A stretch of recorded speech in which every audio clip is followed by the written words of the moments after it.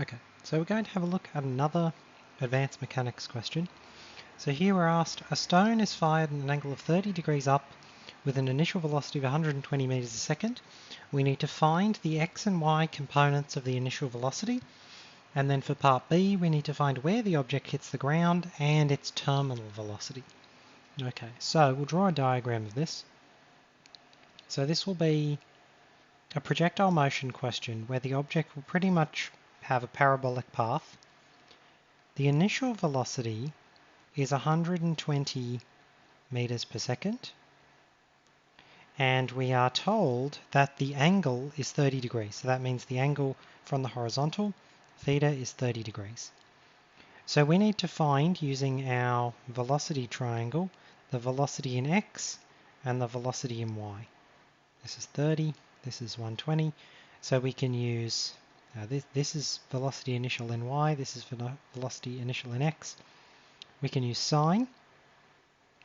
Sine of 30 is Vy over 120, which means velocity in y is 120 times sine of 30. Now we could leave this in exact form, but I'm going to decimal approximate this as well.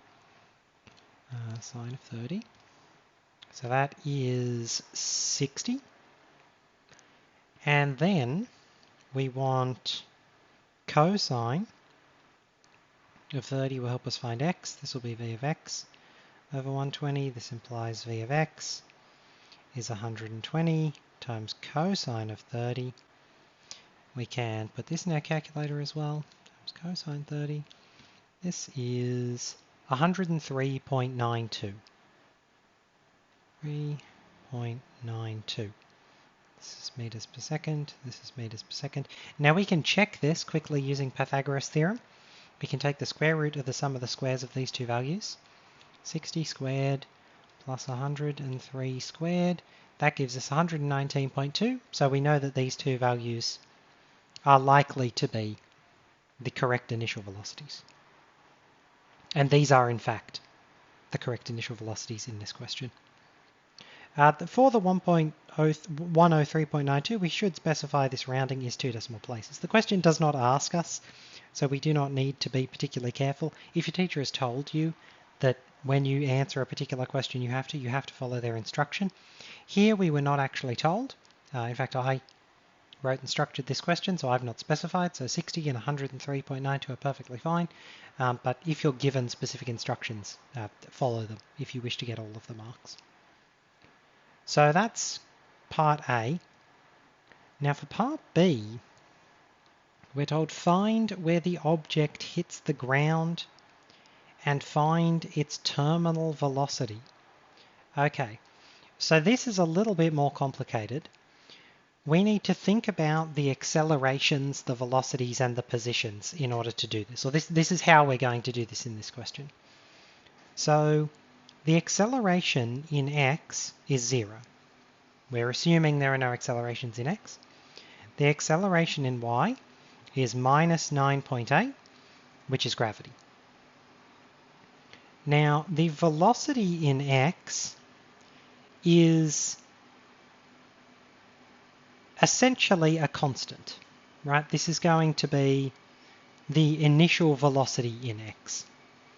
So this will be velocity initial in x, and this is actually what we just calculated up here. We calculated the initial velocities in x and y.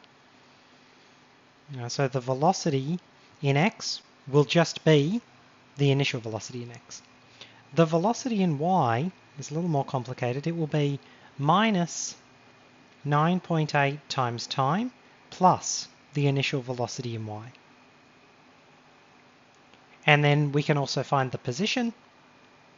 The position in x is the initial velocity in x times time, and then the position in y is minus 9.8 times time squared divided by 2 plus the initial velocity in y times time. And in fact, these position equations could have a value added to the end. We could say this is plus x0 and this is plus y0. This is where x0, y0 is the starting point. the start point of the object.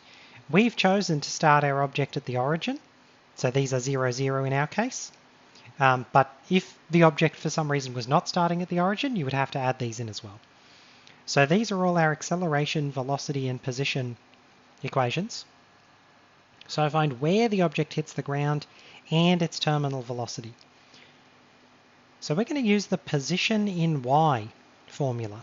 We know that when the object launches and when the object lands, its position in y will be 0. So we're going to let position y equal 0. So this will be minus 4.9 times time squared plus the initial velocity in y, which we worked out was 60 times time, plus 0, y0 is 0. So we have this equation. Now we need to solve this. We can factorize this. So we have 0 is equal to t times minus 4.9t plus 60. Now this one equals 0 is when it launches. This one equals 0 is when it lands. So this is going to tell us the time at which the object lands. So we get minus 4.9t plus 60 equals 0. Add 4.9t to both sides. 4.9t. This gives us 4.9t equals 60. Divide both sides by 4.9. So this tells us the time at which the object lands is 60 divided by 4.9. In our calculator, 60 divided by 4.9 is 12.24. 12.24, and that is to 2 decimal places. That is in seconds. So the time at which the object lands is 12.24 seconds. So where the object hits the ground, that's actually going to be the position in x. Right? We know that the y coordinate when it lands is 0. Now we need to find the x coordinate. So we're going to use the fact that the position in x is equal to the initial velocity in x times time. We know the initial velocity in x, because we calculated this earlier, is 103.92 meters a second. So this will be 103.92 times the time when the object lands, which we just calculated is 12.24. So this will be 103.92 times 12.24. This is about 1271.98 ... So therefore, the point where the object lands is 1271.98 bracket 2 dp units from the origin. And this is actually going to be not specifically units, it's actually going to be meters. So it's about 1.2 kilometers from where it was launched. So this is the first part of question B. This is where it hits the ground. But now we need to find its terminal velocity. Well, for this bit, so we'll call this first bit of B, we'll call this BI. So where does it hit the ground is BI. Its terminal velocity we'll call BII. So BII, we know that the velocity of the object is the square root of the sum of squares of the velocity in x squared plus the velocity in y squared. And we know that it hits the ground when t is 12.24. This is when it hits ground. We calculated up here that the velocity in x is just the initial velocity in x. It just retains the same velocity in x through the whole trajectory. And we calculated the velocity in y is minus 9.8 times time plus the initial velocity in y. So we've got velocity in x is just the initial velocity in x, which should be 103.92. And then the velocity in y we said was minus 9.8 times time. But then we had to add to that the initial velocity in y, which we found was 60. So the velocity in y was initially 60. So we've got to add 60 to that. Now this velocity in y we can actually calculate when t is 12.24. So minus 9.8 times 12.24 plus 60 gives me minus 59.95.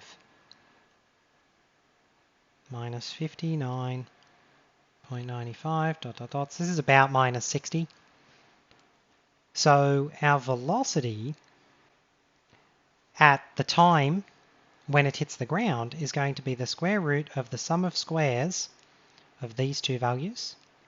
So it'll be 103.92 squared plus minus 59.95 squared. And when we calculate this, this is going to be about 120 meters a second. So we'll put this whole thing in the calculator just to confirm, but we know it's going to be this anyway. 103.92, and that is squared